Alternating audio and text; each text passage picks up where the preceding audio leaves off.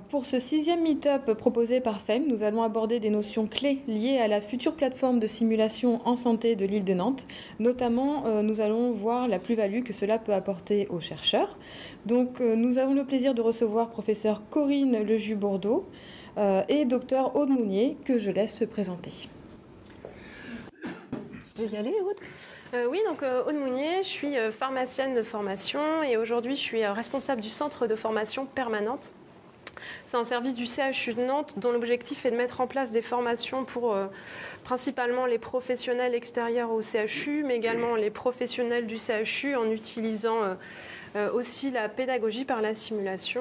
Et puis je suis missionnée avec Corinne pour déployer la simulation en santé à Nantes et me concernant plutôt sur le CHU. Voilà. Voilà, alors moi, mon vrai métier, c'est en fait professeur d'anesthésie réanimation pédiatrique. Et j'ai débuté la simulation il y a bien longtemps, 1998, et on avait fondé avec Didier Péan donc le centre de simulation qu'on appelle le SIMU de Nantes, qui est centré sur une activité de simulation haute fidélité sur tout ce qui est gestion de situations critiques, ce qu'on appelle le Crisis Resource Management. Et donc maintenant, je suis premier vice-doyen de l'UFR de médecine, donc très impliqué évidemment dans tout ce qui est pédagogie.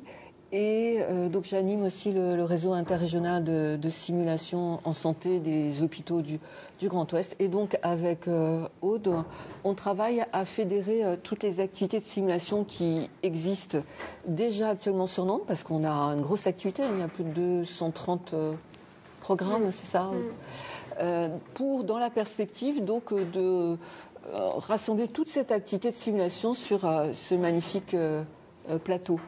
Alors, je ne sais pas si vous avez déjà quelques notions de l'activité de simulation en santé, en quoi ça consiste, quels sont les projets du CHU et de l'université concernant cette thématique.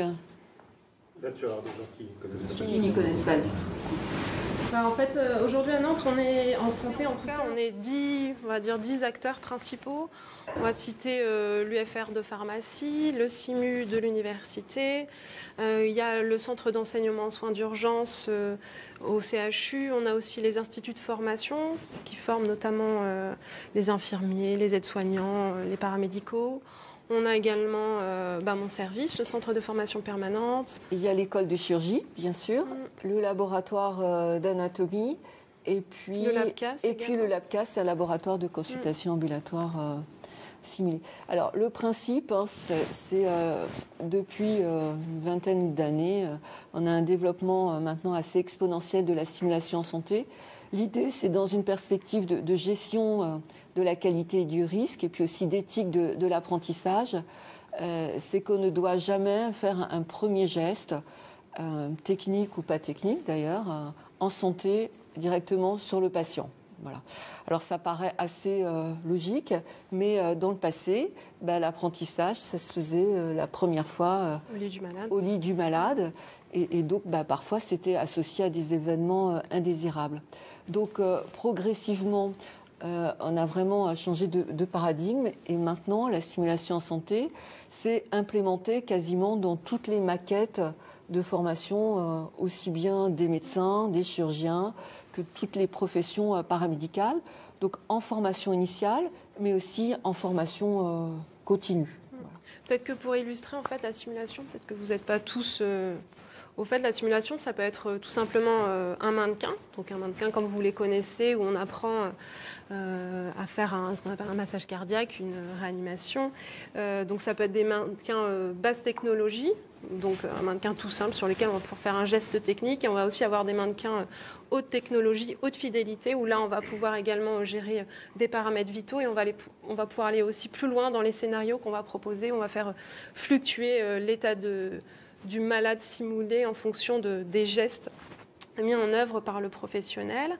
On a aussi de la simulation, ce qu'on peut appeler relationnelle, où on va, alors moi je travaille avec des acteurs professionnels, en fait, qu'on va former au regard d'un scénario qu'on aura défini avec des objectifs déterminés aussi en amont, par exemple, faire des annonces de mauvaises nouvelles, travailler sur la communication également avec les patients ou avec des familles. Et puis voilà, on a aussi d'autres types de simulations. On va travailler par exemple simulation aussi en faculté dentaire. Enfin voilà, il y a d'autres types aussi de simulations avec des mannequins haute et basse technicité, puis de la simulation plus relationnelle. Et puis on a aussi la réalité virtuelle et la simulation aussi immersive qui se développe beaucoup. Alors au début, ça s'est développé surtout dans les disciplines un peu critiques. Je pense par exemple à l'anesthésie-réanimation, la médecine d'urgence. Et au cours des 10 dernières années, finalement, ça a bien explosé aussi en chirurgie. Et donc, qui dit apprentissage de gestes chirurgicaux, dit des gestes complexes qui, là, du coup, vont nécessiter des supports beaucoup plus sophistiqués. Donc, il y a aussi beaucoup de simulateurs dits haute technicité, haute fidélité pour permettre l'apprentissage de nos internes, donc en 3e cycle, à des gestes complexes, comme par exemple l'arthroscopie, la réalisation d'une chirurgie digestive sous laparoscopie. On parlait de la chirurgie de la cataracte. Et donc là, évidemment, ça emmène vers pas mal d'innovations, puisque sans arrêt sur le marché arrivent aussi des nouveaux simulateurs qui sont parfois extrêmement onéreux. Voilà. Et donc on est confronté aussi aux aspects organisationnels, puisque pour former parfois des petits nombres de médecins, de futurs médecins, on a besoin d'outils qui sont extrêmement onéreux et qu'on va essayer de partager, d'où l'intérêt de travailler aussi en réseau, et c'est ce qu'on fait au niveau du Grand Ouest pour arriver à partager ces outils. D'où l'intérêt de lien qu'on a amené entre tous les différents centres du Grand Ouest, et aussi de développer une recherche en simulation qui a pour objectif, alors ils sont multiples, mais en premier lieu, c'est d'évaluer toutes les actions de simulation qu'on met en œuvre pour en fait s'assurer que ça soit efficace. Voilà, parce que c'est très chronophage, c'est très coûteux, donc il faut absolument qu'il y ait une plus-value à toutes les actions que l'on met en œuvre.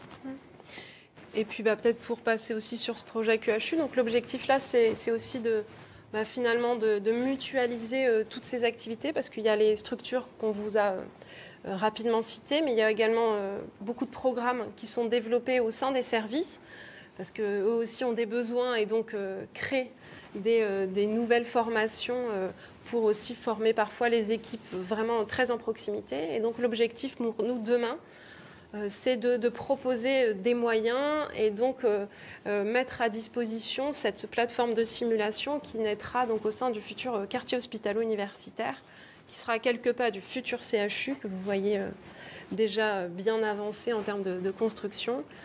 Et voilà, donc c'est le projet qui nous anime aussi là aujourd'hui. Donc en fait, ce sera un ensemble de plus de 3000 m² où en fait on va reproduire des espaces correspondant finalement à un hôpital simulé, mais également des espaces de la ville. Donc par exemple, on aura une pharmacie, on aura un ensemble si vous voulez, de salles de consultation qu'on pourra transformer pour simuler une maison de santé. On aura donc cet hôpital où on aura des blocs opératoires, salle d'accouchement, réanimation, box des urgences, service de radiologie. Voilà, donc chambre d'accueil d'urgence vitale. C'est ça. On essaye de tout vous dire. Voilà, donc un hôpital en miniature. Il y aura 4 salles de blocs opératoires où tous les professionnels qui actuellement s'entraînent sur des sites assez dispersés vont se retrouver pour s'entraîner au même endroit. Donc ça va favoriser aussi l'entraînement interprofessionnel, parce que c'est bien d'entraîner d'un côté les médecins, de l'autre côté les infirmiers, mais en fait tout le monde va travailler ensemble au bout du compte. Et donc là, eh bien c'est extrêmement intéressant, et on le voit d'ailleurs, ça a des effets extrêmement favorables sur la qualité et le devenir de la prise en charge du patient. C'est vraiment d'apprendre à travailler en équipe. Et donc, au-delà de tout ce qui est simulation purement procédurale, gestes techniques, il y a aussi tout ce qui est comportemental. Et donc, quand on fait des simulations, alors il y a toujours des scripts très précis, des objectifs pédagogiques, des programmes qui ont été élaborés. Notre job avec Autre, c'est de faire en sorte qu'on ait tous ces 10 entités qui vont se rassembler dans 4-5 ans sur le même site, qu'on ait des programmes sur des drafts communs, des process aussi communs.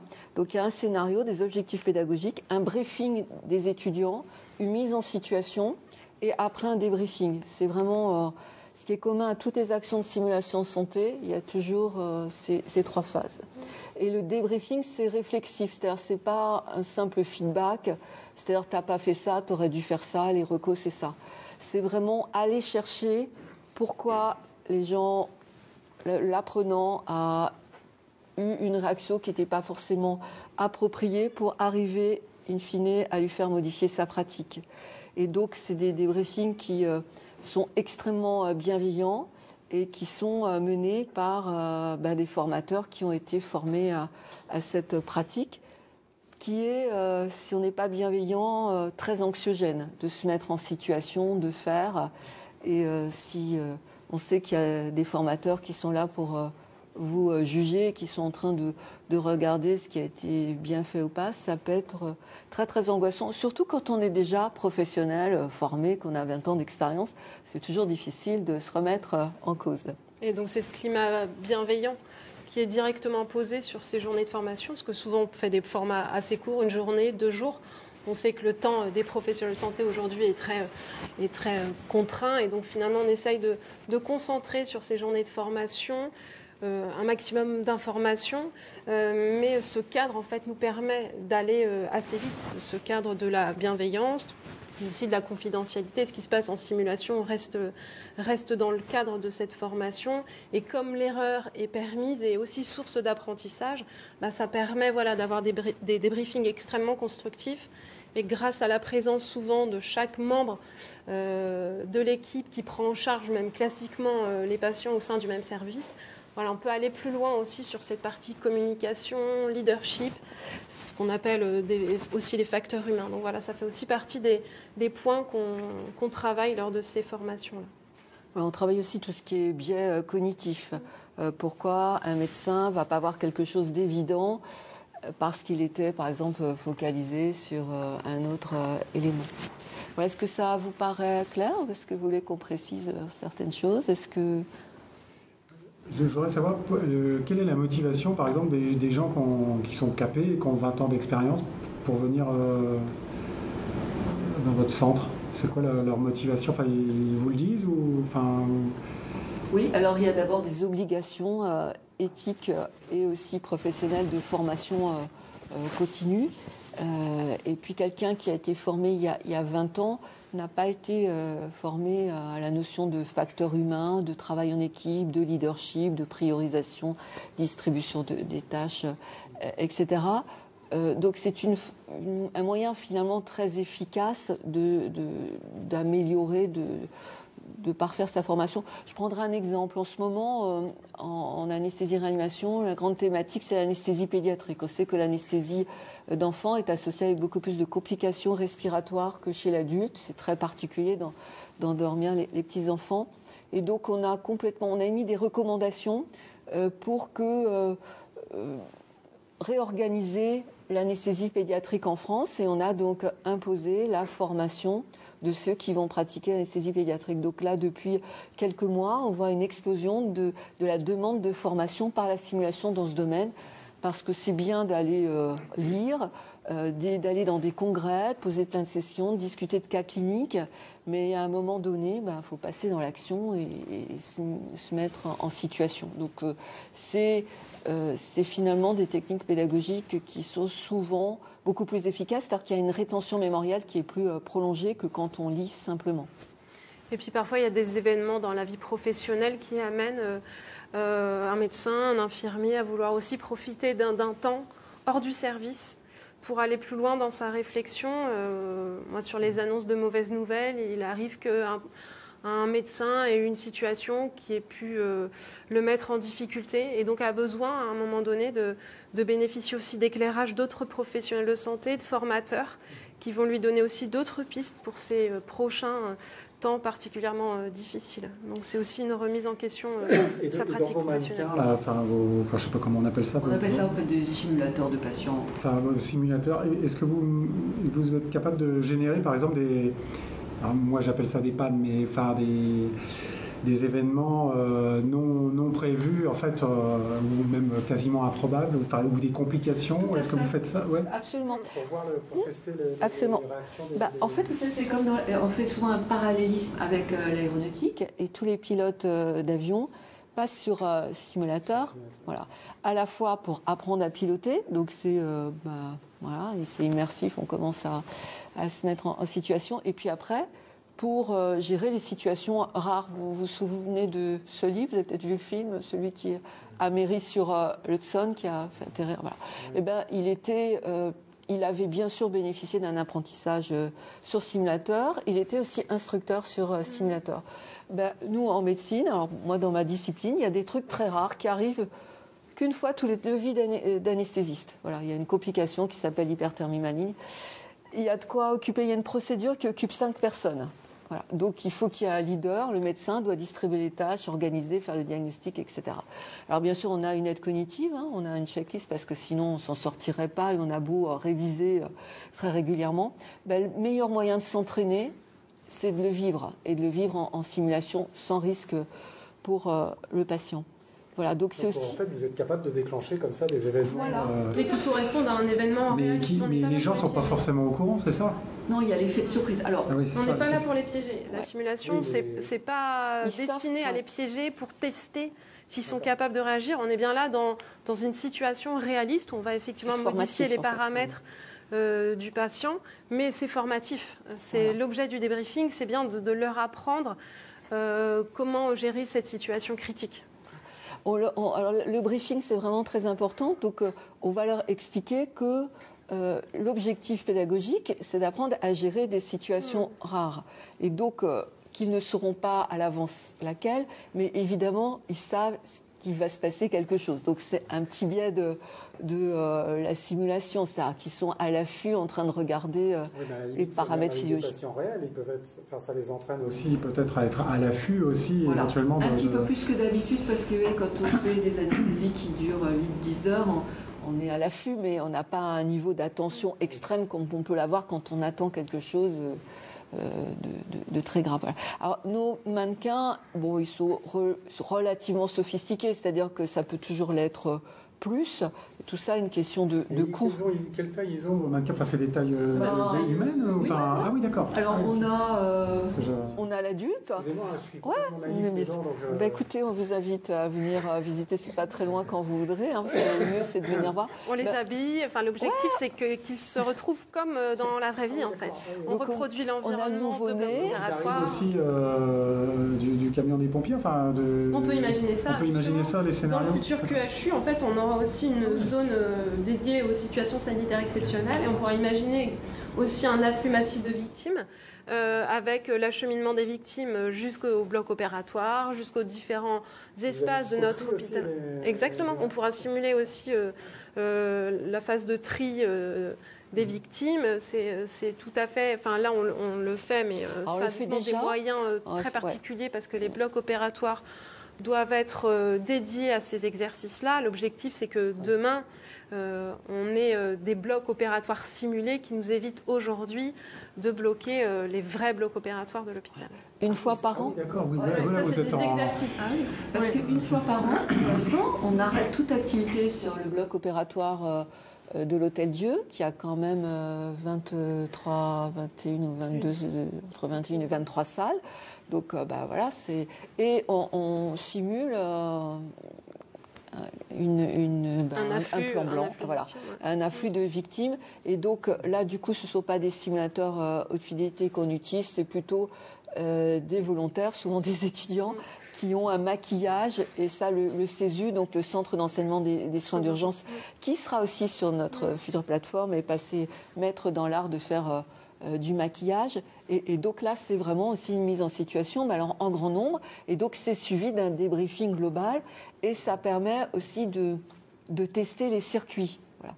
Donc là, oui, c'est ça, il y a les flux à l'intérieur. Les process, voilà. Donc ça dépend en fait, quels sont les objectifs qu'on vise. Si là, par exemple, on travaille avec des étudiants parce qu'on veut que là, nos victimes soient capables de parler, d'exprimer ce qui leur est arrivé. On peut aussi travailler sur des gestes beaucoup plus techniques. Et là, dans les brancards, on mettra des mannequins synthétiques. Enfin, vraiment, on va adapter en fait l'outil en fonction vraiment des objectifs que l'on va viser. Si on veut travailler uniquement sur des flux, on va apporter des brancards avec des couvertures. Par exemple, des blocages, c'est l'objectif, parce que c'est ce qu'on pourrait imaginer. Dans les systèmes où il y a du parallélisme, des actions, il peut y avoir des blocages et des choses comme ça. Donc aujourd'hui, c'est travailler avec les temps ensuite de débriefing dédiés, aujourd'hui par service. En fonction des objectifs qu'on vise sur les exercices. En fait, tout ça est déterminé avant la formation pour savoir ce sur quoi on va travailler, quels moyens on va dédier et ce sur quoi on va débriefer. Voilà, donc alors le plus souvent, ça c'est des exercices un peu exceptionnels, les plans blancs que l'on fait. Souvent c'est travailler aussi avec les pompiers, voire même avec la police. Ça c'est des plans de grande ampleur qui sont obligatoires de toute façon, qui sont des obligations préfectorales. Mais sinon, quand on fait de la formation, on va dire plus ciblée, quand on utilise nos fameux mannequins dits haute fidélité, en fait, il y a des nouveau-nés, il y a des femmes qui accouchent, il y a des adultes, il y a des enfants. Et on peut les faire respirer, donc faire varier par exemple la fréquence respiratoire, cligner des yeux, les faire parler, on peut les ausculter. Il y a aussi des hémorragies, des trucs comme ça. Ouais, alors on est un peu les MacGyver de la simulation, donc on utilise, il y a des modules qui sont spécialement designés par les constructeurs pour mimer des hémorragies, mais parfois il suffit d'un gros pouce-seringue, de quelques mètres de tuyaux et on peut faire des choses extrêmement réalistes. Donc on a du sang, du faux sang, voilà. Après, des yaourts au chocolat. Ce sont des simulations qui sont très fatigantes parce qu'après il faut remettre en état. Donc les scénarios, ça dure une vingtaine de minutes après. Parce qu'il faut le temps de débriefer, donc on débriefe au moins le temps du scénario. Donc sur un scénario de 20 minutes où il y a eu 4-5 professionnels, voire plus, qui ont été mis en situation, il faut bien au moins 3/4 d'heure de débriefing. Donc dans une journée, ça va faire, 5-6 scénarios. Est-ce que vous n'arrivez pas toujours à faire passer tout le monde en fait dans la simulation? C'est toujours.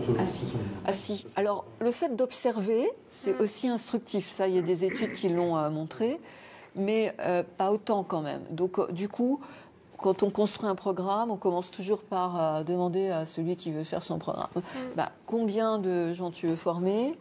Et du coup, de toute façon, c'est jamais des gros groupes. Pour nous, pour toi c'est peut-être un peu différent, mais nous c'est 10-12.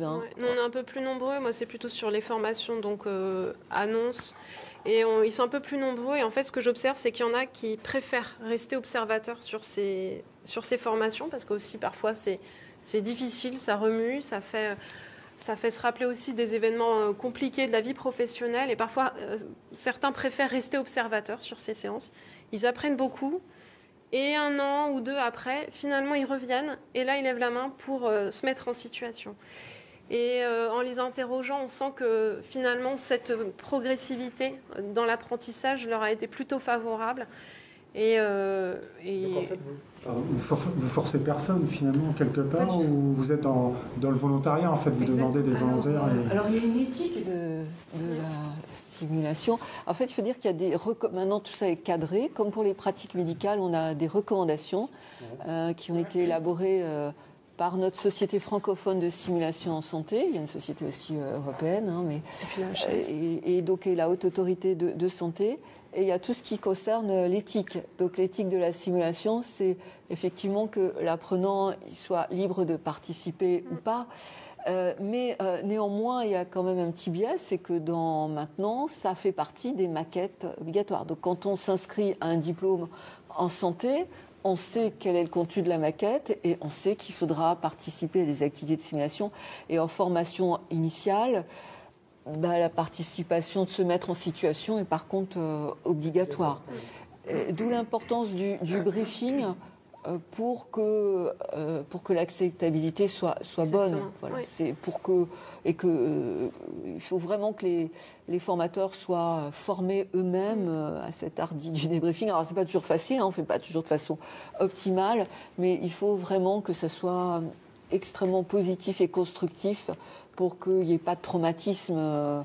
Il y a parfois des gens qui sortent en pleurant. Enfin voilà, donc ça c'est un échec quand ça arrive. Mais il y a parfois des petits drames et des syndromes post-traumatiques. Ça, d'où l'importance d'avoir des. Ah oui, donc ça les met quand même en stress. Alors, vraiment en stress. Oui, c'est. Alors d'un autre côté, c'est aussi la simulation, c'est une façon à se former au stress. C'est-à-dire qu'on peut développer des techniques dites d'optimisation du potentiel, un peu comme les sportifs, pour apprendre à gérer ce stress. Donc, comme la simulation crée du stress, ça peut être un outil pour évaluer l'efficacité de techniques de gestion du stress. Et donc, on va recréer un environnement réaliste qui génère ce stress, qui fait donc partie, par exemple, d'objectifs de la formation qu'on va ensuite débriefer. Comment est-ce que le professionnel a pu mettre en place cette technique malgré l'environnement stressant ? Alors, il y a des axes de recherche à l'équipe lilloise, Marc Lillo, qui développe tout un axe de recherche sur la gestion du stress en simulation avec le développement de techniques qui peut être cohérence cardiaque. Enfin bon, il y a des tas de choses, possibles. Là, il y a un projet qui va démarrer en interrégional avec Angers et Brest sur la construction de capsules vidéo qui permettent de faciliter le développement de formations avec un seul formateur et une capsule numérique sur l'apprentissage d'outils de gestion du stress. Voilà. Donc c'est le projet Simuzen.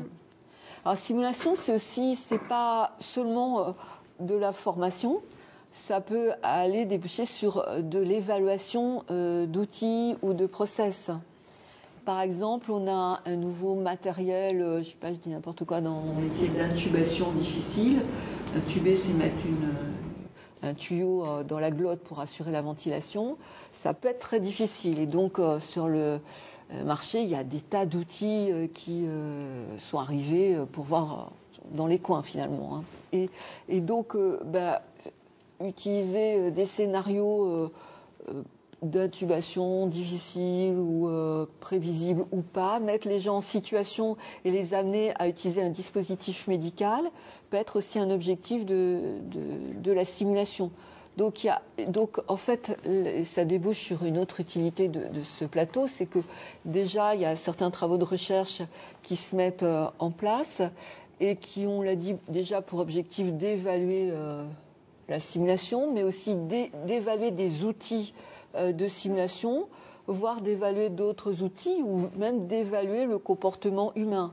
Et là, sur notre plateau de simulation, comme on aura tous les professionnels de Rémi, pour tous ceux qui vont être enseignants-chercheurs dans des tas de domaines, ça peut être technologique, ça peut être sciences humaines, sociales, etc., ça va être la pédagogie, ça va être un magnifique champ d'expérience parce que vous serez tous tout à fait les bienvenus sur ce plateau.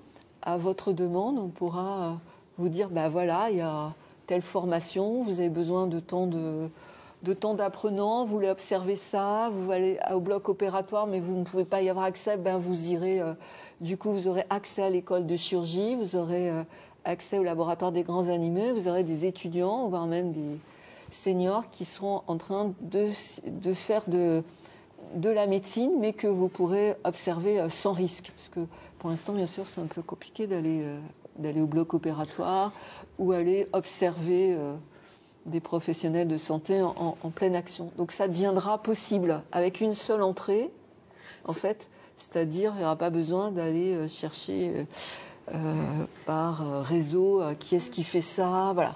Ça sera complètement ouvert. En fait, ce plateau, il sera accessible évidemment aux professionnels de santé dans le cadre de la formation, mais il sera aussi accessible à des professionnels extérieurs au CHU qui travaillent par exemple dans le médico-social. Ce sera pour de la formation initiale, de la formation continue, et on peut aussi imaginer des industriels qui viennent expérimenter en conditions réelles, tester leur nouveau dispositif médical, travailler sur les flux. Enfin voilà, on peut aussi tout imaginer dans cet hôpital simulé, Dans un appartement simulé aussi, comment est-ce qu'on peut améliorer le mobilier, peut-être dans certains espaces chez les personnes âgées. Enfin voilà, on peut tout imaginer dans ce futur hôpital, ces futurs espaces de la ville dédiés à la santé. Et aussi, évidemment, aux chercheurs. Vous avez évoqué des aspects techniques, c'est pour un simulateur, des aspects gestion de flux. Après, vous avez aussi parlé du coût de tout ça. Jusqu'où vous voulez aller? Parce que dans ce que j'entends le simulateur, j'entends aussi un peu le jumeau numérique, pour employer un mot à la mode. J'ose espérer qu'ils ont un jumeau numérique de la construction du nouveau CHU. Tout ça. Je vais. Je ne sais pas. Des lieux là. Pour l'instant, nous, on est un jumeau qui est assez papier qui pour ressemble l'instant, à des plans, qui ressemble à des plans assez classiques à ma foi. Ma question, elle est. Ouais, enfin, quand je dis jusqu'où vous voulez aller, j'ai appris récemment que, je pense que c'est dans votre espace simulateur, des étudiants en dentaire ont la faculté sur un magnifique plateau technique de simuler une anesthésie, et il y a une membrane qui simule de façon très réaliste la pénétration de ma gencive. Et j'ai le souvenir d'une très bonne amie à moi, dentiste, qui me racontait comment dans sa jeunesse, elle allait dealer des pots de dents auprès du croque-mort du Père Lachaise.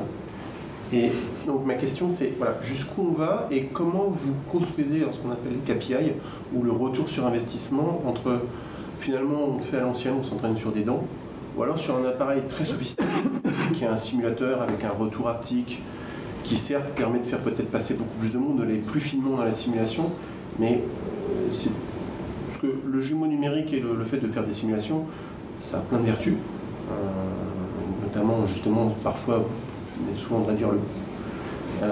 Comment vous faites pour doser? Ça va dépendre. C'est un peu vague. Alors, ça va dépendre. Pour nos étudiants, on construit ce qu'on appelle des curriculums.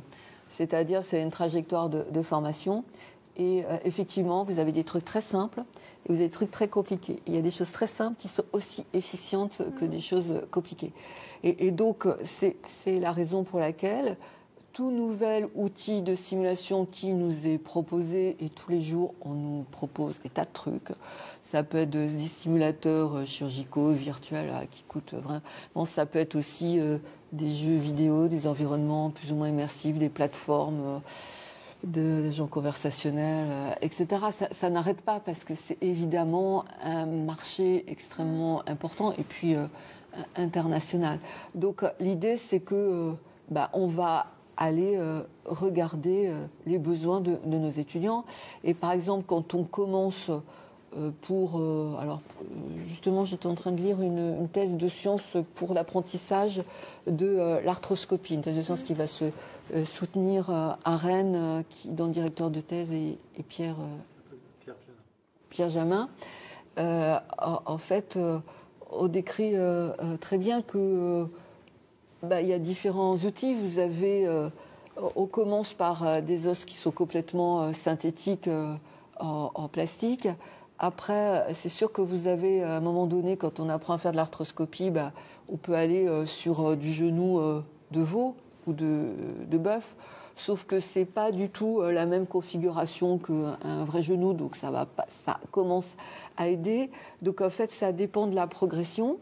Et c'est le principe en santé, il faut évaluer chaque outil pour voir s'il a un réel bénéfice. Et par exemple, pour les simulateurs d'arthroscope, ils ont aussi leurs limites. Pour les internes qui sont déjà bien avancés dans le cursus, c'est utile, très utile même, parce qu'ils vont faire des bonds dans la progression. On a des traces d'apprentissage, on ne peut pas délivrer des permis d'opérer, mais presque. Mais après, le senior qui est confronté à des tas de genoux, par exemple morphologiquement différents, pour lui, ça va plus être très utile parce que c'est de haute technicité, mais c'est pas forcément de haute fidélité. La fidélité va pas toujours de pair avec la technicité. Donc, en fait, il faut évaluer sur site. On n'a pas besoin forcément de trucs très sophistiqués. On peut apprendre à mettre une voie veineuse sous échographie avec un filet de poulet dans lequel on va insérer un petit tuyau. Hein. Nos amis et collègues vétérinaires sont très forts là-dessus, parce qu'en médecine vétérinaire, il y a aussi besoin de faire de la simulation. Et il y a peu ou pas d'outils. L'outil qu'ils utilisent actuellement pour la traumatologie du petit chien, c'est un simulateur, un SimBaby, un simulateur de nourrissons qu'ils ont habillé d'une peau qui ressemble à du poil, quoi, voilà. Et il n'y a pas d'autre chose. Donc ils font eux-mêmes des tas d'outils, alors qui sont low cost, mais ça peut marcher. Hein. On avait fait une étude où on a randomisé sur près de 130 médecins seniors, urgentistes ou anesthésistes réanimateurs, soit le fameux SimBaby qu'on peut piloter avec faire pleurer, faire varier la fréquence cardiaque, etc., versus un simulateur qui était low cost, qui nous a coûté de moins de 1 000 €, qu'on avait surnommé Lucie parce qu'elle nous avait été livrée avec un sac d'os. Et on l'avait juste couplé avec le logiciel SimLight, LeapLight de l'Erdal, qui nous permettait de juste faire évoluer sur un écran les variations des paramètres physiologiques tels qu'on souhaitait qu'ils évoluent, mais il n'y avait pas de pilotage du mannequin qui restait inerte. Donc en fait, c'était le facilitateur qui était là à côté, qui disait « Ah, elle respire plus, elle est bleu marine », voilà.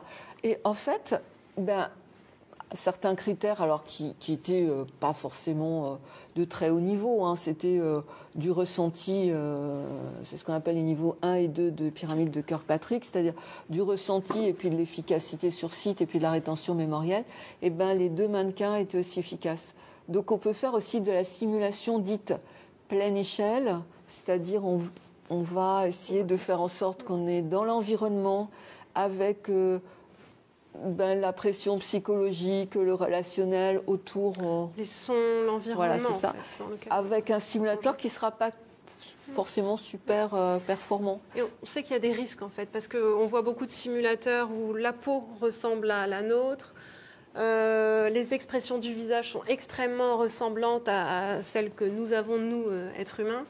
Et en fait, on sait qu'il y a un risque aussi associé à ça, parce que nous, sur les scénarios, on sait que l'erreur est permise dans la simulation, et parfois, évidemment, le professionnel va échouer dans la prise en charge. Or, quand vous échouez sur un mannequin qui ressemble quand même très, très, très fort à un vrai patient, parfois, ça génère aussi des vraies difficultés pour le gérer, parce qu'en fait, on a échoué devant nos collègues. On n'a pas réussi à prendre en charge ce faux patient, mais parce que ça faisait aussi partie pas des objectifs, mais en tout cas de ce qu'on voulait recréer. Et en fait, là, il va être dans cette position d'échec qui va être très difficile ensuite à gérer sur la partie débriefing. Et en fait, ce n'est pas utile d'aller jusque-là. On n'a pas forcément besoin de ce niveau de réalisme. Tout dépend des objectifs qu'on vise, du public qu'on va former. En fait, ce que vous évoquez là, c'est, corrigez-moi les experts si je me trompe, en robotique humanoïde, c'est ce qu'on appelle la vallée des tranches, c'est-à-dire que vous êtes en train de faire un androïde qui devient un moment tellement réaliste que vous, humains, ça vous dérange. Et puis après, on passe cette vallée-là et finalement, on accepte Android. Après, on n'a pas... Ce qui est rigolo, ce que vous venez de dire, c'est que finalement, c'est marrant parce que...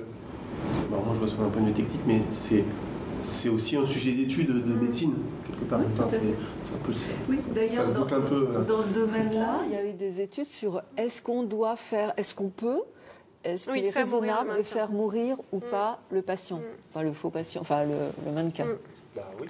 Est-ce qu'on doit aller jusqu'à c'est pas si évident que ça. Parce qu'il y a des questions éthiques derrière qui sont soulevées. La suite et il revit, c'est... Ouais, mais vous imaginez... quand il ressemble tellement aux patients que vous prenez en charge, vous, dans la vraie vie, on n'est pas sur des contrôles là-dessus. Et puis même s'il ressemble pas trop, et si quand même il est un peu plastique, ce que sont nos mannequins... Qui sont quand même extrêmement ressemblants, enfin, c'est perturbant. Hein. Des très grands prémas dont le mouvement des lèvres ressemble vraiment à même sans aller jusque-là, le fait, surtout quand on est en formation continue, quand on a fait une erreur qu'on aurait pu faire dans la vraie vie qui se solde par le décès du pseudo-patient, ça peut être quand même un gros traumatisme. Donc il y a eu pas mal de discussions autour du sujet.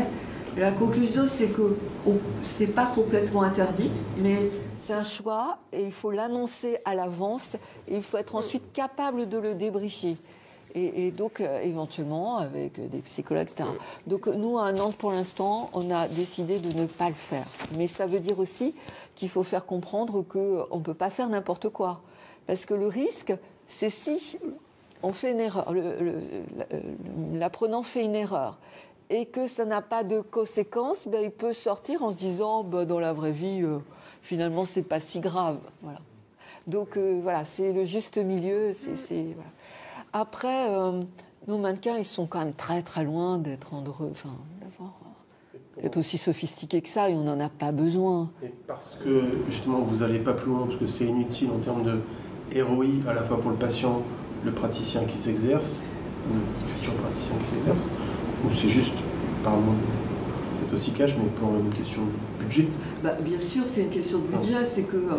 Parce qu'on sait que dans d'autres domaines, beaucoup plus lucratifs, voilà, on a les moyens de faire des mannequins très très réalistes. C'est qu'aujourd'hui, en fait, avec les moyens dont on dispose, on arrive à atteindre les objectifs qu'on vise. Voilà. Donc on n'a pas forcément besoin d'investir beaucoup plus pour des moyens supérieurs, alors qu'en fait, avec le matériel dont on dispose, on arrive clairement à former les professionnels comme on le souhaite, en atteignant les objectifs que l'on vise, au regard des besoins. Donc en fait, aujourd'hui, moi, sur mon champ d'activité, on n'a pas le besoin d'aller sur des simulateurs beaucoup plus perfectionnés.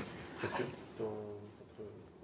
c'est quoi le rêve ultime? C'est vraiment d'avoir un hôpital complet où on simule aussi bien les mouvements de foule que le brancardage, que l'accès au bloc, et puis ensuite vraiment dans le dur, le mannequin qui est sur la table. Notre objectif, ce n'est pas avoir un... C'est pas la fidélité n'est pas un objectif en soi. L'objectif, c'est l'objectif pédagogique, c'est-à-dire faire apprendre à nos apprenants quelque chose. Voilà. Donc, peu importe le moyen, ça peut être des outils extrêmement simples. On a commencé par faire, juste avant le Covid, on était un peu novateur à la fac de pharmacie. On a appris aux pharmaciens à faire des vaccins, ce qui était à l'époque complètement innovant. Voilà.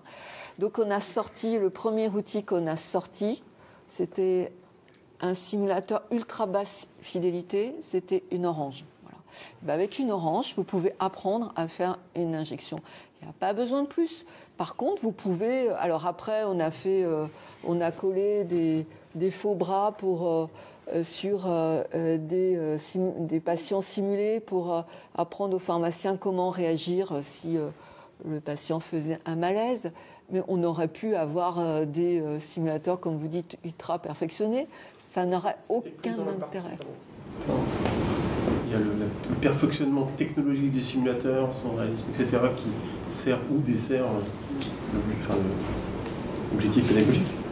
Mais c'était dans la complétude, parce que, avec beaucoup de respect, je trouve ça super ambitieux, parce que vous avez décrit finalement plein de cas d'usage qui sont très différents. Quand vous dites je simule une hémorragie ou je simule tout un hôpital avec les mouvements de foule, c'est pour le coup des sciences et des techniques et de la mathématique qui sont très diverses en fait. Alors, les mouvements de foule, c'est pas vraiment des mouvements de foule, hein, c'est des flux de patients. C'est des flux de patients. On pourrait imaginer, parce que pour le besoin d'une étude, on veut simuler des mouvements de foule dans un hôpital. En fait, ce qu'on vous présente là, c'est que cet espace-là existera en 2030. Et donc, nous, on va l'utiliser à des fins pédagogiques pour former des étudiants, former des professionnels de santé. Mais on peut imaginer exploiter aussi cet espace-là à d'autres fins. Je ne sais pas si ça répond à... On vous donne à peu près 10 minutes. Si vous avez aussi vos questions, n'hésitez pas, c'est le moment. Puis après, on aura un échange autour Il y a des travaux en facteur humain aux États-Unis qui ont montré que certains simulateurs de vol extrêmement coûteux, parce qu'extrêmement suspendus, en fait, ne servaient à rien en fait, par rapport au transfert de compétences sur le vrai vol. En fait. Mais n'empêche qu'on continue dans ces simulateurs-là parce qu'en fait, c'est super classe d'avoir un simulateur à 14 dimensions. C'est modestement c'est la question, parce que dans les arlésiennes du métier de la simulation, avant il y avait des pilotes d'essai et puis on faisait des zingues comme on pouvait.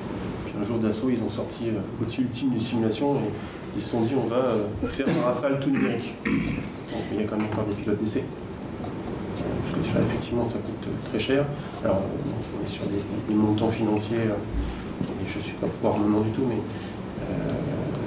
c'est bien qu'il y a toujours cet aspect-là. Vous dites souvent, nous, on fait, en fait, je me demandais comment vous êtes organisé en fait pour pouvoir répondre à n'importe quelle question.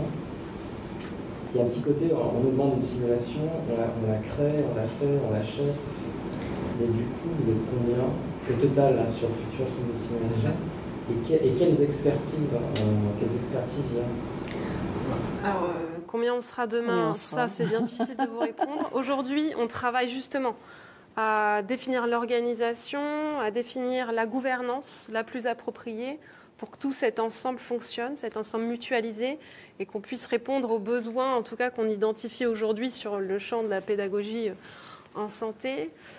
Comment est-ce qu'on fonctionne? Alors moi je suis pharmacienne, mais alors j'ai pas aujourd'hui écrit beaucoup de programmes de formation en pharmacie. Et en fait mon travail c'est d'aller avec les équipes, les soins palliatifs, l'équipe des dons d'organes, les réa, et travailler avec eux à identifier les objectifs qu'on va viser, essayer de bien comprendre quelles sont les difficultés qui se présentent, sur quel cas ils veulent travailler. Et ensemble, on va donc écrire le scénario. Donc on va travailler sur les objectifs pour qu'ils soient les plus précis possibles. On va écrire l'histoire, une histoire réaliste. Et puis ensuite, on va aussi travailler sur les points clés du débriefing qu'on devra travailler. Donc ça, aujourd'hui, moi, c'est mon travail, c'est justement d'accompagner les équipes à écrire les scénarios les plus adaptés aux besoins. Et puis après, on aura des formateurs qui sont souvent alors des experts du sujet, par exemple des réanimateurs, parce que c'est une formation sur cette thématique-là. On va avoir aussi un formateur qui est formé à la pédagogie par la simulation, et en fonction des besoins, on peut aussi avoir des psychologues. Donc en fait, le travail, c'est vraiment de mettre autour de la table les personnes les plus compétentes sur les sujets, écrire le scénario ensemble et proposer ensuite la formation aux participants. Donc, vous formez, par exemple, votre médecin, formateur réanimateur, il est quoi, il est délégué pendant un mois à l'INSEE? Ah non, c'est pas impossible parce qu'il y a pour prendre en charge les patients quand même accessoirement. Ah bah, mon formateur est au quotidien anesthésiste réanimateur, et il va se détacher une journée pour faire la formation. Oui, on est sur des formations courtes, après on a plusieurs sessions par an, et puis souvent on essaye d'avoir un pool de formateurs, comme ça ils se complètent. S'il y a une urgence, ils peuvent se détacher évidemment en priorité pour cette urgence, et on a l'autre médecin qui est aussi compétent pour intervenir. Enfin voilà, on a des pools de formateurs en fonction des formations. Là, en fait, aussi... ça c'est ma façon de travailler moi côté CHU sur les programmes que j'accompagne. Mais toi, mais c'est pareil en fait. On a à peu près 90 formateurs qui sont susceptibles d'intervenir au centre de simulation. Tous n'ont pas le même niveau d'expertise. Il y a des responsables de programmes. Par exemple, il y en a un qui est spécialisé en pédiatrie, donc il va développer des programmes en formation initiale et continue pour la pédiatrie. À chaque fois qu'une nouvelle discipline veut commencer la simulation, parce que mon objectif c'est que toutes les disciplines du CHU s'y mettent, on les aide à construire leur programme en fonction des besoins pédagogiques, on les aide à écrire les scénarios, on les accompagne pour les premières sessions, on leur apprend à piloter les simulateurs, et puis après on les lâche, mais il faut qu'ils soient formés. Oui. Et donc on a cette année un DU de formateurs par la simulation en santé, le DU SIMS qui débute cette année, puisqu'en fait il faut former les formateurs. Nicolas, tu avais une question? Est-ce que vous avez un psychologue de service qui est là pour tous les cas? Alors non, on n'a pas. C'est le même psychologue qui serait dans le cas idéal. Est-ce que ce serait le même psychologue qui interviendra à droite à gauche? Alors on adorerait avoir un psychologue à disposition, mais non. Pour l'instant, ça dépend des thématiques. Parce que moi, je travaille plutôt sur la simulation relationnelle et la grande majorité des cas, on a besoin de cette compétence-là sur les formations. Soit on fait appel aux psychologues justement du service, par exemple sur les soins palliatifs, on travaille avec les psychologues du service de soins palliatifs qui se sont formés à la pédagogie par la simulation et donc qui vont être en capacité d'intervenir. Et puis je fais aussi appel à des psychologues extérieurs au CHU en fonction des besoins qui ont pu travailler par exemple sur les questions de la fin de vie, sur l'éthique et qui vont intervenir chez nous au CHU de Nantes pour pouvoir apporter leur expertise sur les sujets en question. Mais il y a des centres qui ont un psychologue qui travaille d'eux, hein, oui, donc ça aussi. c'est extrêmement intéressant. Chacun, c'est pas en fait, encore pour le cas pour nous. Juan avait une question? Oui, en fait, je fais partie du laboratoire Les Océans et dans une équipe de ce laboratoire, on travaille sur la robotique médicale. Et en fait, on a des projets pour développer des assistants pour des interventions percutanées, donc que ce soit pour les interventions ou pour l'apprentissage.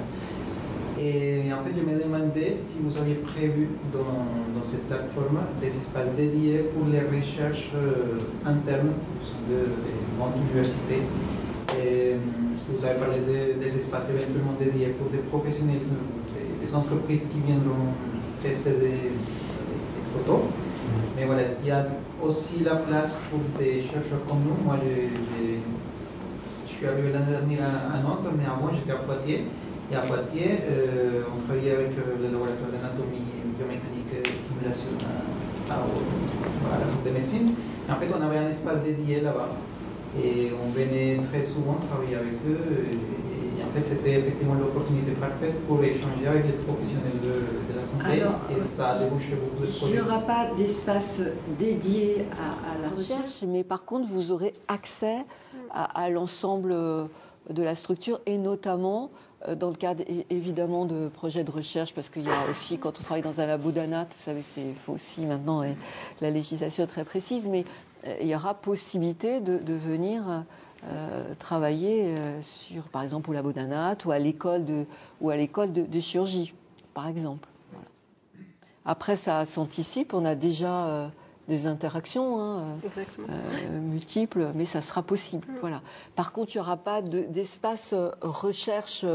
Voilà, ça sera un espace commun, enseignement, recherche. Mais l'objectif, c'est bien sûr d'ouvrir. Voilà. Parce que, par exemple, à Poitiers, on développait nos solutions robotiques, par exemple, au labo. Voilà, mais on avait un démonstrateur presque analogique en fait au sein de la BESA parce que déplacer le matériel c'est pas évident en fait entre le laboratoire et la fac de médecine. Donc c'est surtout au niveau logistique dans l'idéal c'est très bien qu'on ait accès, mais en termes de matériel c'est pas toujours évident si on n'a pas un espace au moins pour stocker le matériel. Alors après, on a prévu des surfaces de stockage relativement importantes. Et l'idée aussi, c'est qu'on a essayé de faire en sorte que ça soit quand même très modulable en fonction des besoins. Voilà. Qu'aucune salle, même si elle est designée par exemple pour être une salle d'accueil urgence, si on n'a pas besoin, on pourra en faire autre chose. Voilà. Donc tout reste possible. Parce qu'on prévoit ça quand même, c'est pour les 30 prochaines années. Hein. Donc on ne sait pas ce qui va se passer, quelles sont les innovations dans tout. Bah oui, quand on construit un bâtiment, généralement, ce n'est pas juste pour 10 ans. Donc, du coup, on a essayé de se dire, voilà, comment on pourra le transformer ultérieurement si... Et on peut vraiment imaginer la possibilité d'expérimenter du nouveau matériel, peu importe la phase dans laquelle il se situe dans le process d'innovation, on peut tout à fait imaginer que ces espaces-là soient ouverts à ces projets de développement d'innovation ou de projets de recherche et combiner ça avec peut-être même d'autres structures qui sont en train de s'imaginer aussi. Là, on est assez tôt en fait dans ces différents projets et tout ce quartier de la santé qui est en train de se construire aujourd'hui. Il y aura aussi certainement peut-être d'autres espaces qui pourraient répondre à ces besoins-là. Voilà, nous, on pourra simuler des espaces, vous permettre d'expérimenter, de faire ces projets de recherche. Donc, puis nous, on construit aussi la définition du fonctionnement de cette structure de demain. Comment est-ce qu'on rendra ces espaces accessibles? Donc, c'est aussi intéressant pour nous d'entendre ça parce qu'on peut aussi nous l'intégrer là au regard du projet qui est vraiment à ses débuts. En fait, là, on est vraiment sur le volet très architectural. On définit le positionnement du mobilier. On prend en compte l'importance de pouvoir tout bouger aussi. Un bloc pourrait se transformer en réa. Enfin, voilà, on est en train d'imaginer pour que tout soit transformable en autre chose en fonction de nos besoins. Donc merci pour cette question. Ouais, alors c'est un peu pour rebondir sur ce qui vient d'être posé comme question. Donc moi je travaille avec Cédric, on est plus sur les aspects observation, instrumentation pour observer ce qui se passe dans le bloc ou n'importe où au niveau médical. Qu'est-ce que vous avez prévu justement en termes d'instrumentation? Est-ce que par exemple vous avez déjà prévu un système de caméra, un système de microphone? Ou est-ce que nous on peut peut-être venir avec notre matériel pour faire nos observations? Est-ce qu'il y a une politique qui a été réfléchie là-dessus?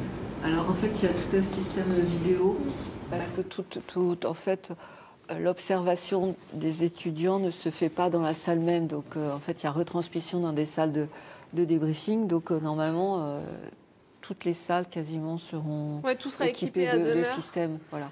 Mais on a aussi déjà des systèmes mobiles et puis si vous voulez d'autres systèmes, parce que parfois, on a déjà discuté avec Cédric, ce qu'on a vous convient pas toujours pour installer aussi. Voilà, parce qu'en fait, on voit ces systèmes de vidéo qui sont extrêmement faciles à déplacer, donc tout est possible. En fait, c'est pour aller plus loin.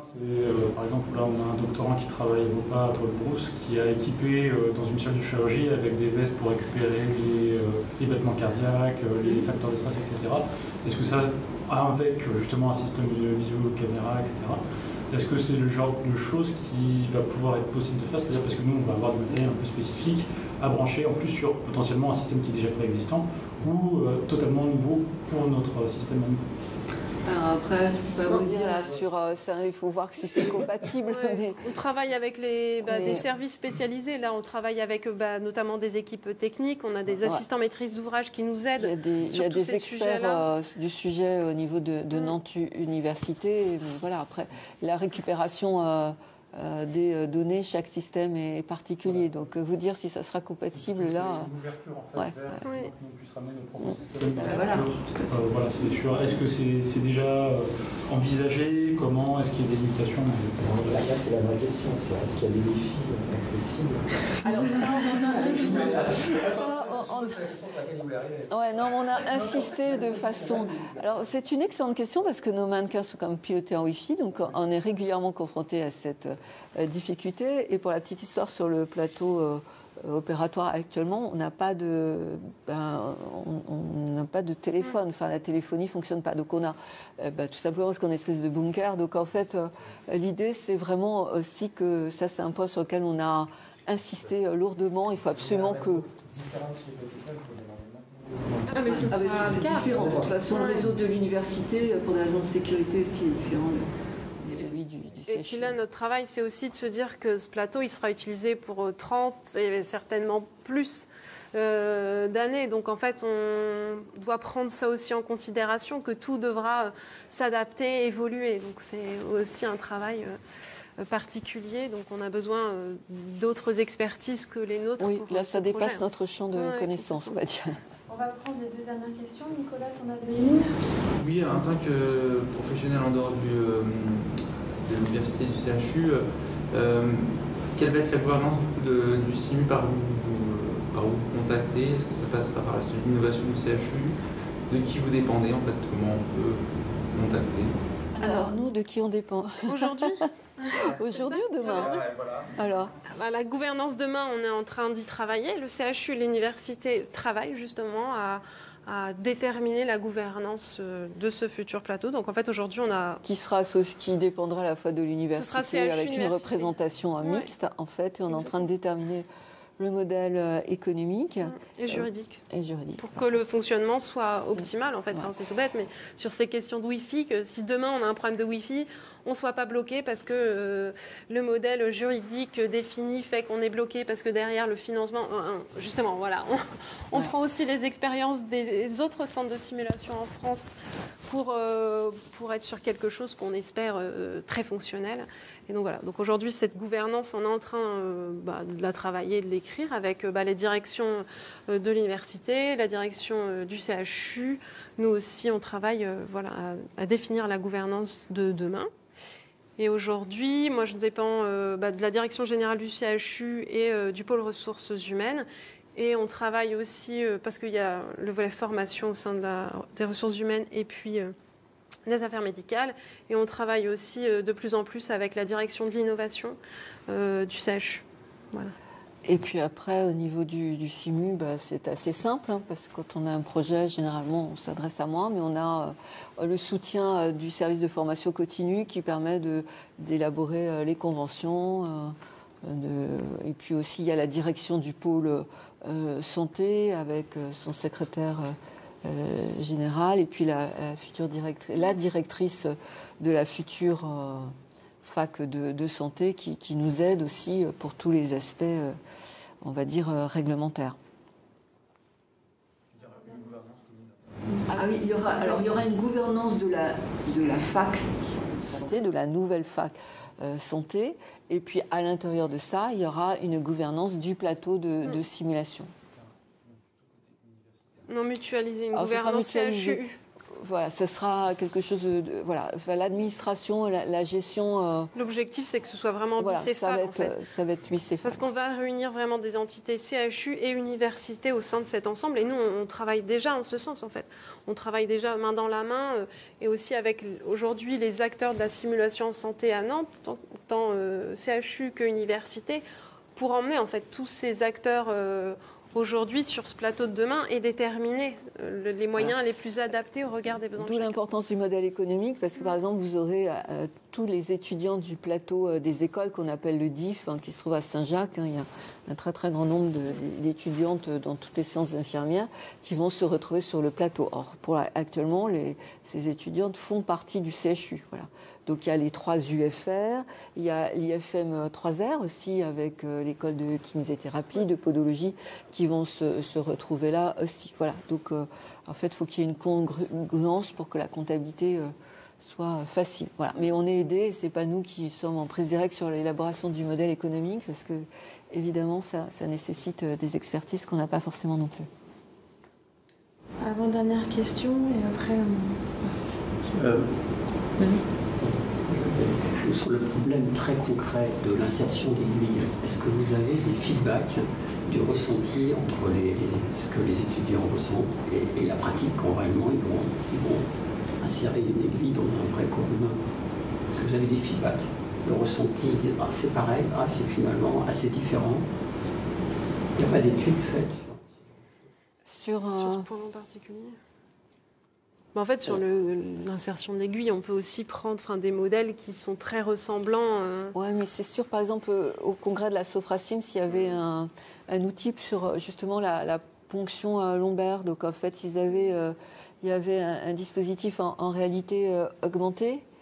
Et en fait, on avait l'aiguille à la main. Et en fait, ce qu'on voyait, c'était dans le casque, alors qu'on était, nous, en train de faire un geste. Et en fait, c'était pas quand même tout à fait. Voilà, donc c'est compliqué d'avoir les mêmes sensations. Voilà, il y a des. Mais pour cette question parce que vous avez passé, on a fait la biopsie du sein et pareil un dos fantôme pour faire une péridurale et tous les collègues, tous ceux qui ont un peu touché, ils ont l'impression que c'est loin de la réalité.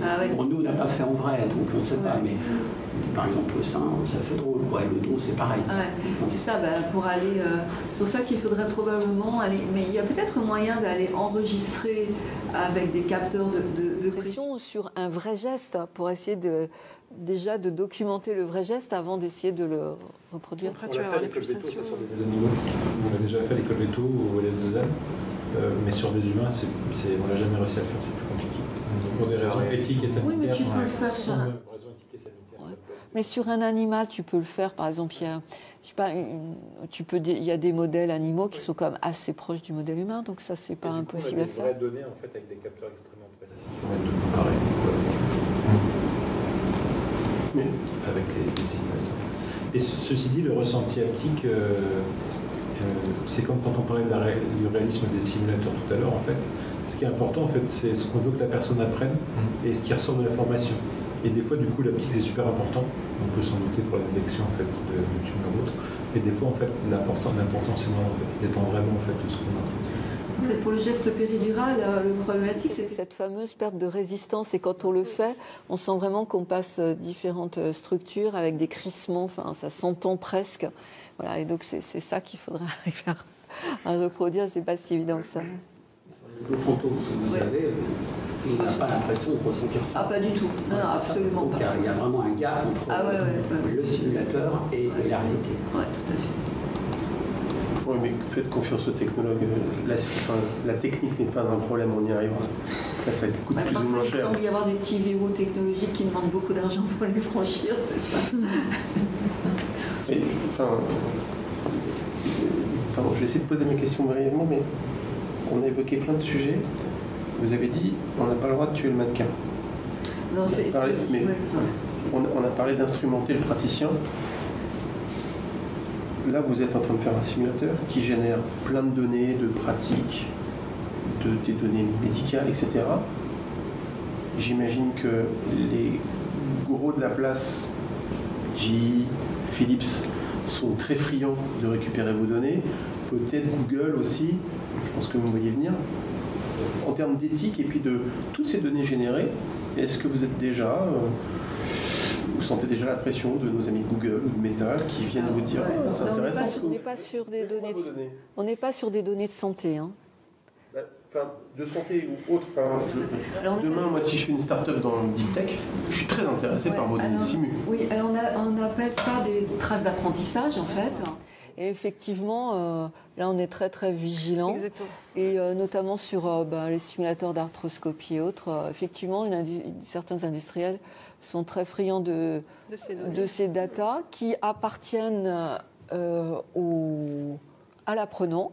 Donc il y a une éthique de l'apprentissage et ces données ne sont pas libres d'accès. À chaque fois qu'on met en place une action de recherche, c'est exactement comme pour les protocoles de santé, c'est information, consentement éclairé et toutes les données qu'on recueille de recherche passent d'abord par un accord d'un comité d'éthique et par un accord écrit de celui qui va donner les datas. Parce que voilà, ça c'est. Oui, mais on est extrêmement vigilante sur ce point-là. Enfin, on sait très bien qu'il y a d'autres établissements qui ont été confrontés à des difficultés. Où on sait très bien que derrière il y a aussi par exemple les sociétés d'assurance, parce qu'on va récupérer à quel point le chirurgien par exemple est précis dans son geste. Enfin voilà, on peut aller très très loin derrière. Donc on met en place aussi nous des mesures pour pas être confronté à ce type de difficultés. Et puis de toute façon, en fait, aujourd'hui, selon les mannequins, si vous voulez, on va pas forcément enregistrer en fait la performance du geste. Aujourd'hui, on va simuler, on va faire évoluer notre mannequin, mais derrière, on ne récupère pas les données inhérentes à la performance du geste technique. Enfin, ça dépend des simulateurs. Ouais, on les récupère que quand dans le cadre d'un travail de recherche, voilà. Mais du coup, ça rentre dans un cadre précis. Le risque est là, pas que là, mais il y a une petite start-up nantaise qui s'appelle Doctolib, qui vous fait vos rendez-vous patients, mais derrière, qui commence à faire des choses plus compliquées et qui essaie de, par le biais, on va dire, de la big data, mais c'est un peu galvaudé comme message, de potentiellement, en fait, parce que si vous captez dans un cadre pédagogique la pratique des profs, des formateurs, des formés, potentiellement de votre mannequin aussi, vous avez quand même là matière à, allez, employons un mot qui fâche, entraîner nos IA. Et j'entends le consentement éclairé, j'entends la signature, mais il y a plein d'autres pays où... Ces traces aujourd'hui, elles sont détruites. Nous, les enregistrements des simulations sont détruits si on n'a pas décidé à l'avance de les utiliser. Ouais. Non, c'est très cadré. Hein, c'est comme à l'hôpital. En plus, on a une culture hospitalière de ça. Donc, la sécurité, ça pose pas, les données de santé, la confidentialité. Problème, mais il y a effectivement un risque qui, surtout sur les simulateurs chirurgicaux, qui a émergé et auquel...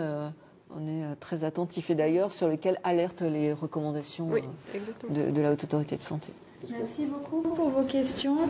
Merci professeur Lejeune-Bourdeau et docteur Monnier pour votre participation. Si vous voulez dire un mot de la fin. Écoutez, on espère qu'on vous a donné envie de venir nous voir. Voilà. Donc, demain, mais aussi pourquoi pas aujourd'hui. Objectif 2030 pour la future plateforme, mais demain, vous êtes les bienvenus pour voir de visu ce qu'on fait. Merci beaucoup. Merci.